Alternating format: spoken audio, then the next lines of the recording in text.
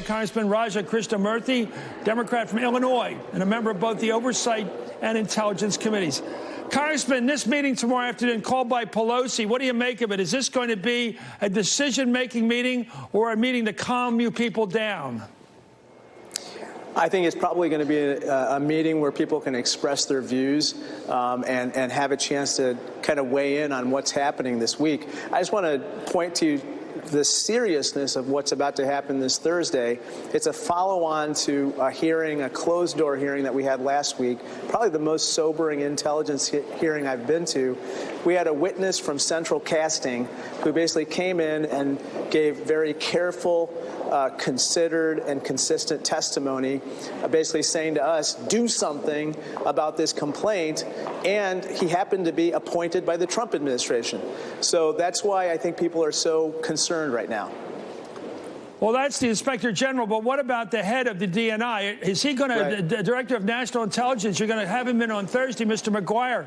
If he stiffs you guys, if he straight arms you and say you're not going to get the complaint, even though the law requires you get it, what then? Well, he backs us into a corner. The Trump administration backs us into a corner where we have to basically look at other tools. As Chairman Schiff said, you know, essentially at that point, we have a couple different options. I think, you know, going down the impeachment road might be one of them. I think right now, I think a lot of my colleagues, by the way, during that hearing last week, Republicans were unusually engaged on this particular issue, in part because this guy, the Inspector General, has no reason to lie. In fact, telling the truth probably might cost him his career. Well, I think we know already the heart of the conversation. The president was seeking dirt against the political opponent and using the goodwill of the American presidency to get it. Let me ask you that central question now, Congressman. Would it be a high crime for a president to do such a thing?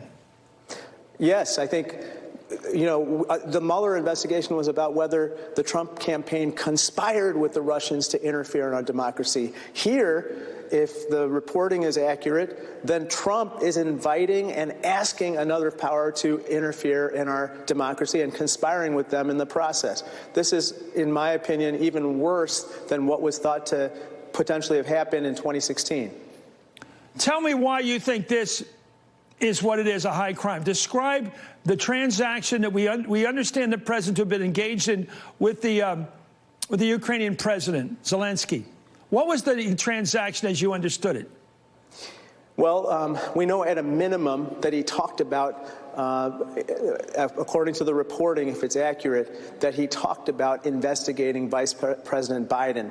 The other fact, which is also in the mix, which we're not sure about, was whether there was a quid pro quo. Namely, we will give you aid, which you were already obligated to receive, in return for conducting this inquiry in Biden. So that even makes the situation worse. And so that's why we have to get that complaint. We have to get the transcript of the calls as well.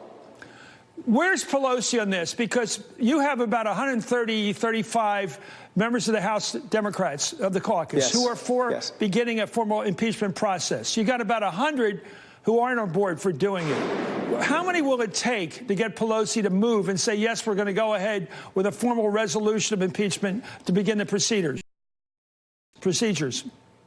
I don't know. You'd have to ask her. But what I do know is that right now we have a majority of the caucus, including myself, who would urge the impeachment process to begin. But that's not a majority of the House. And you do need a majority of the House to proceed. So I think that might be weighing on any calculations here as well. Well, let's see how that moves by Thursday. If you get stiff-armed again, I don't know what you can do. Anyway, thank you, U.S. Congressman.